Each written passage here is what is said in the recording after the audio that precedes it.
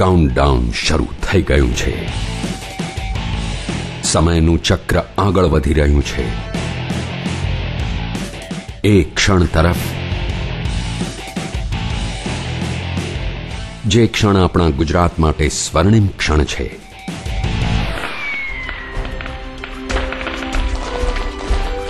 પહેલી મે 2010 ગુજરાત રાજ્યની સ્વર્ણિમ જયંતિ. આપણું ગુજરાત 50મા વર્ષમાં પ્રવેશવા જઈ રહ્યું છે.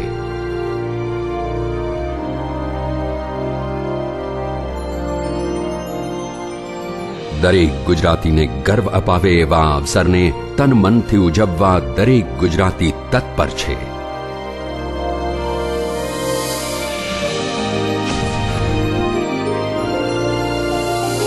પરંતુ આ ક્ષણને પહેલવહેલા વધાવવામાં આવી પાટનગર ગાંધીનગર ખાતે ગુજરાત વિધાનસભામાં. ભારતના રાજકીય ઇતિહાસમાં સર્વપ્રથમ બનેલી અભૂતપૂર્વ ઘટના, જ્યાં વિધાનસભા શાસક પક્ષે પોતાની ભાવના સાથે દિવ્ય વિચાર રજૂ કર્યો. વિચાર એ કે સ્વર્ણિમ ગુજરાત વર્ષ એ દરેક ગુજરાતીનો ઉત્સવ છે. એને દરેક પક્ષે અને દરેક ગુજરાતીએ એકમેક સાથે મળીને ઉજવવો જોઈએ, જેથી એ જનસામાન્યના વિકાસનો પર્વ બની રહે. ગુજરાત વિધાનસભાના માનનીય અધ્યક્ષશ્રી, શાસક પક્ષના તમામ ધારાસભ્યો અને ઉચ્ચ નેતાઓ, વિપક્ષ અને અન્ય પક્ષોના ધારાસભ્યો, વિધાનસભાના સભ્ય રહી ચૂકેલા તમામ ભૂતપૂર્વ મુખ્યમંત્રીઓ, મંત્રીઓ અને ધારાસભ્યો આજે ગુજરાત માટે એક સાથે એકમત થઈ ગુજરાતના સ્વર્ણિમ જયંતિ વર્ષને વધાવવા એકત્ર થયા.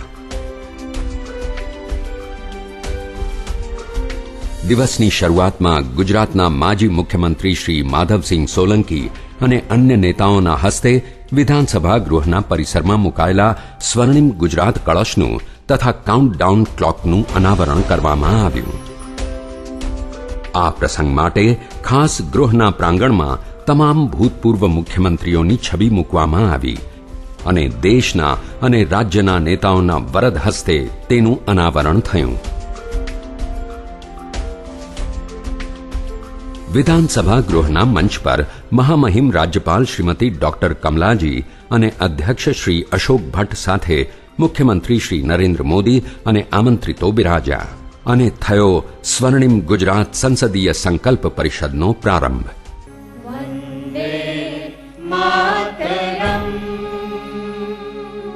જય જય ગરવી ગુજરાતના નાદથી ગૃહ ગૂંજી ઉઠ્યું. રાષ્ટ્રપિતા મહાત્મા ગાંધી, સરદારશ્રી, પૂજ્ય રવિશંકર મહારાજ અને ઇન્દુ ચાચાની ગૃહમાં મુકાયેલી છબીઓને સ્મૃતિ પુષ્પ અર્પણ કરાયા.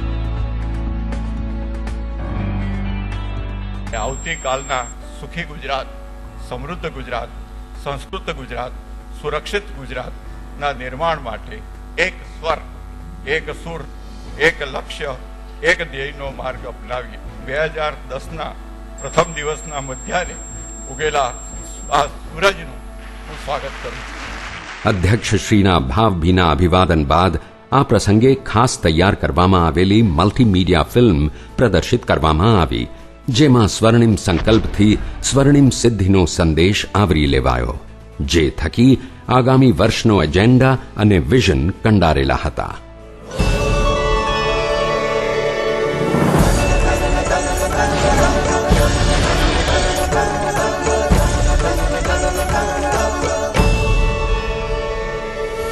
ગુજરાત માટે પોતાનું અમૂલ્ય યોગદાન આપનાર આગેવાનો અને નેતાઓને યાદ કરીને ગુજરાતની આજ દિન સુધીની વિકાસ યાત્રાનું દસ્તાવેજીકરણ થયેલી સ્વર્ણિમ ગુજરાત સંસદીય સ્મૃતિકાનું અનાવરણ મહામહિમ રાજ્યપાલ શ્રીના શુભ હસ્તે કરવામાં આવ્યું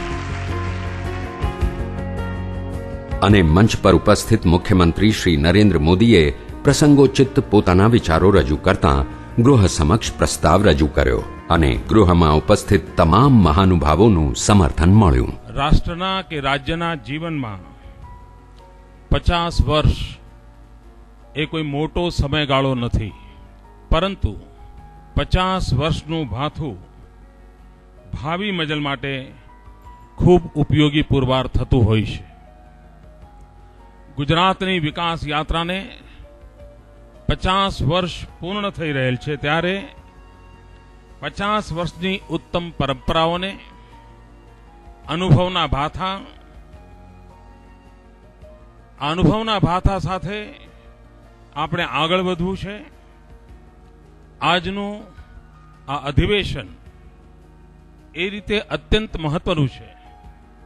ગુજરાતની આજ અને ગઈકાલ સાથે મળીને આવતીકાલના સંકલ્પો કરવા માટે એકઠી થઈ છે.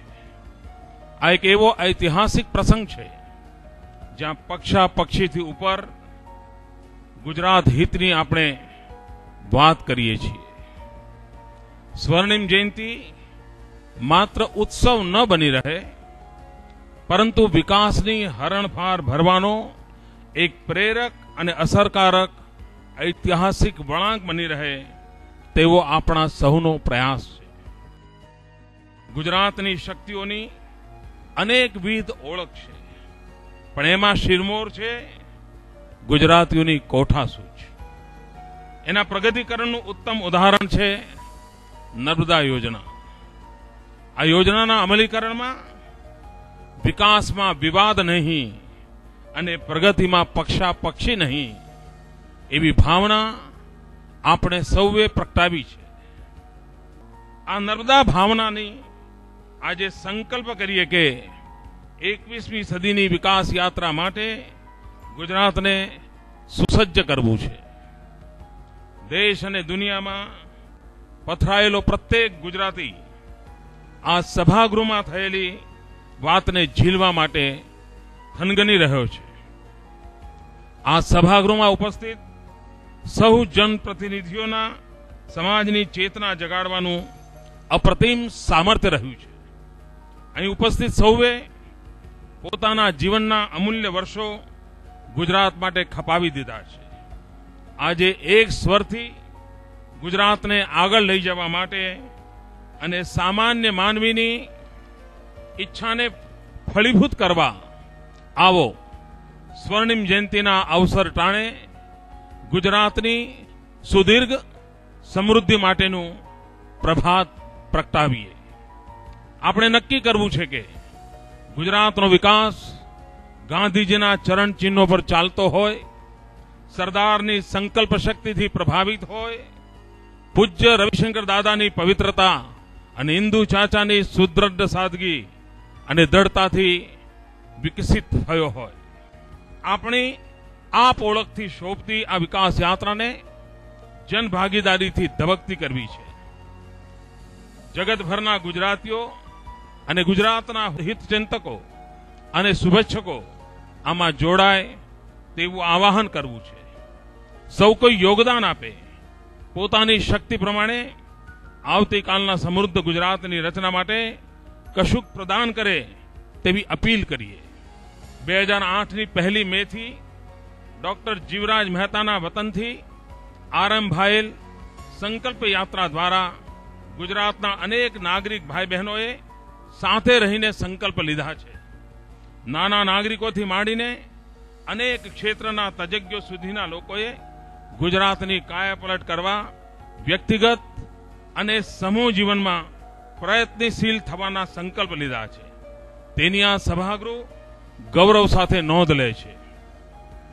આજે ઐતિહાસિક સભાગૃહ આથી ઠરાવ કરે છે કે અમે લોકસભા, રાજ્યસભા અને વિધાનસભાના વર્તમાન તેમજ ભૂતપૂર્વ સૌ જનપ્રતિનિધિઓ ગુજરાતના સ્વર્ણિમ જયંતિ વર્ષને એક અદ્વિતીય તક ગણીને રાજ્યના સર્વાંગીણ, સાર્વદેશિક, સર્વસમાવેશક વિકાસ માટે સમર્પિત થઈએ છીએ. આ સંકલ્પ દ્વારા આપણે શિક્ષિત, સંસ્કારી, સમૃદ્ધ, વૈશ્વિક સિદ્ધિઓથી ઝળહળતા ગુજરાતના નિર્માણનો સંકલ્પ લઈએ છીએ. જય જય ગરવી ગુજરાત.